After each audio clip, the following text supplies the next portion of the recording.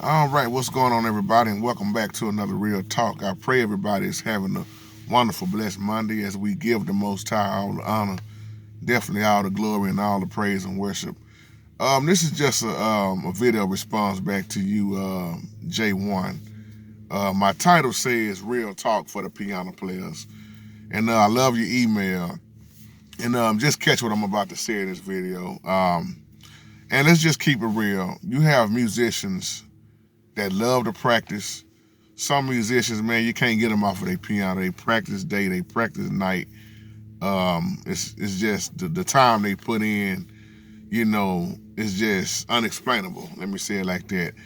And then you have musicians that don't want to practice at all.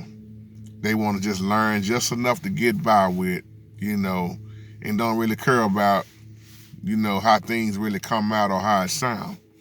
So what I want to get to you in this video about is that if you don't want to take your piano playing on the next level, then that's your fault. Now, you looked at my old video I done about the churches when they getting ready for a big musical, they invite in somebody else to bring in their people, to really handle the music and teach the parts. Now, that's a flip side to that. Now, the part I want to talk about in this video is if you that musician that don't want to learn and don't want to, take your playing ability to the next level, then why do you expect them to depend on you? I'll give you a great example.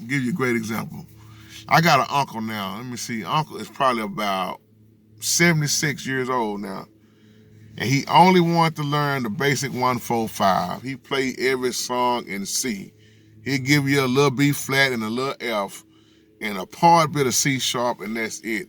And the problem with his playing is he never wanted to expand. So he never could play for a choir, really. He never could play for a praise team. He never could play for a children's choir. But he would get mad when they would tell somebody else to play instead of him. Now, does that mean that Unc is not going to make his money? No. I'm going to tell you something. Unc is going to continue to make his money. Why? Because there are so many people that love him. They love his style. They love the old school style, And when it comes to a funeral, if it comes to singing hymns, if it comes to playing for the male chorus, he got you. But other than that, he can't go no further than that. Because he never wanted to learn different chords. He never wanted to learn theory. He never wanted to get past the 1-4-5. The C is the 1, the F is the 4, the G is the 5. So when you have a solo artist come in that's coming to sing, he's gonna try to make you fit the key of C for everything. Now the problem with that is when you don't learn the beauty in all 12 keys, then you're missing out on a lot. That's why I made a lot of musicians mad when I talked about stop transposing. I said the transpose button will handicap you. You will never get the beauty in all keys. You will never really be playing everything the right way because you don't really know what you're playing if you don't learn the other chords. Now I'm gonna say this. This is the big problem with a lot of musicians. I ain't saying all musicians. They don't want to learn the theory behind what they are doing. I tried to explain this to my little brother a million times in a row. The thing about when you learn theory, the theory will help you learn songs quicker. The theory will let you know where you at all times. And then another big problem with piano players is they don't want to learn their inversions. And I'm going to tell you something, when you're dealing with a choir, I've talked this so many times online. When you're dealing with a choir, yes, it's good to know the root position and know all the basics. But if you don't get into the first inversion and the second inversion, you're going to have a lot of hard times trying to teach choir parts. Because you're not going to know where the sopranos are, where the altos are, where the tenors are. And then some people got second tenors, which are higher. Then some people even got second sopranos. So it makes your ability... it make your learning songs easier, because it don't matter what key you in. If it's a 7-3-6 movement, you're gonna know where that movement is in every key. But it's too many musicians that are lazy. They don't want to put in the time, and they want to just say, "Man, just give me that chord right there." You should want to know why you're doing something, how it works. What is it gonna do to get you to the next key, the key change or modulation, whichever way you want to call it. So when you start learning the theory is going to break it down in a way where you're not going to have to work as hard to try to figure out what they're doing. Now, just like I was saying about my uncle never wanted to learn this type of stuff. He never wanted to know what clusters was, ditones, tritones, the blues scale in every key, your pentatonics. He never wanted to learn none of that stuff. I'm just calling out a few things. And that's why he never could figure out what they was doing in other songs with different styles of songs. When it was, time to play that stuff, he would get angry. Man, I can play anything out here. But you're not understanding the theory, Just like nowadays, you can't tell my uncle nothing, I got a cousin that's dynamic out of this world on the piano. He got a degree in everything you can call out in music, man. Know how to play by ear and read. I mean, you name it. That's all he do. Been doing it all his life, and he would tell you, man, if you don't learn that theory, you're gonna have a hard time, picking up on a lot of stuff. Now, can you still play that way without learning theory? Yeah, you can. Cause I know some cold brothers, cold sisters that's dynamic, but they can't tell you what they doing. If you tell them what's the name of that, what's the name of that chord, they don't know it's a B flat major 7. They don't know they playing a flat 5. They don't know, And when you try to explain it to somebody, well, I'm just holding down this, I'm holding down that, I'm holding down this. That's how you get that sound. But when you learn the theory, once again, you'll know why you doing it. And then everything you do ain't gonna match in every song.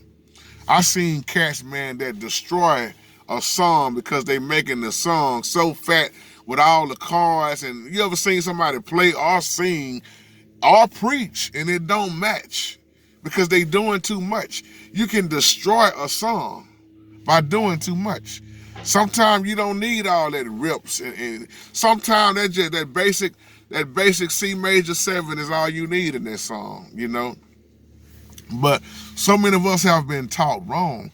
But back to what I was saying, to get to your point, if you don't want to take your style to the next level and learn, don't get mad when they call somebody else in, Like I say, I was brought up the hard way. It wasn't no such thing as a transpose button when I was coming up. I learned on the Fender Rose. I called it the old Ray Charles. If you had a Fender Rose or a Worthington, it wasn't no transpose button on no Fender Rose. Wasn't no transpose button on no Baby Grand. The show wasn't no transpose button on no B3 organ. Now technology is handicapping musicians. You got transpose buttons on organs now. You got MIDI on organs now. So keyboards, we know transpose button. And once again, if you just happen to be looking at this video and you are a transposer, I'm not saying this to hurt your feelings. I'm saying when you come out of that, you will learn how to transpose up here. Because the same thing you do in C, you can do in D. Same thing you can do in D, you can do in E. It don't matter what the key is. Once you learn the number system, once again, the 1 gonna be the 1. The 5 gonna be the 5. The 4 gonna be the 4. That 2 gonna still be where it's supposed to be. The 3, the 7, you name it. So when you call out, the movement, like I was saying earlier, 1, 4, 5, you should know where that 1, that 4, that 5 gonna be at in every key, And you shouldn't get mad at somebody that know that stuff versus if you don't know. The thing is, you should try to get to that level where you know. I can't stress this enough about when you're dealing with choirs, man, because I see so many musicians make their job harder. First of all, let me say this in this video. Practicing and rehearsing is 2 different things. I'm going to say it again. Practicing and rehearsing is 2 different things. Practice is on your own time. Rehearsal is when you come together and put it together. You don't go to rehearsal to practice. I tell my choir this all the time. When I send your music out a week ahead of time, and when I send you the music and the lyrics, I expect you to at least know the lyrics. That's fine if you don't know your choir part harmony, because a lot of people can't pick up harmony like that. Some are good like that. That's why we have what you call section leaders. But everybody don't pick up their note like that, which is cool, because when you get to rehearsal, then it shouldn't take that long to put it together. Most rehearsals that I went to see minister music, they take more time than they need, because they trying to learn the music in the corner and they trying to teach the choir at the same time. That's backwards. When I go to church, I expect my brothers or if I'm in the band, I expect everybody that's a part of the band to know what they're doing when I get there. When I get there and the bass player don't know his part, he need to go home. It's a waste. You wasting my time. You wasting each other's time. Now you got to spend 15, 20 minutes or some even 30 minutes on one song that song should have been learned in less than 10 minutes. That's what you call wasting people's time. And it's not fair to the one that came in there and know their part, and then you coming in there, well, man, I ain't get a chance to go over, man. You don't know the bass line. I don't even know how the song go. Especially if you playing by ear. That stuff wastes a lot of time. Just like when you go to church. Now you spending more time on the sopranos. Now the altos are getting tired. They rest. Everybody ready to go home. Tenors waiting on their part. So when you practice at home on your own time, that takes away killing all that time. You know what I'm saying? Trying to get everybody to do everything at the same time. What would that look like if I call myself a minister of music? I don't never know what I'm doing. See what I'm saying? We have to respect each other. It ain't about just playing. It's about respecting each other as a band member, as a brother or a sister in Christ, and coming in there and getting your job done, you know?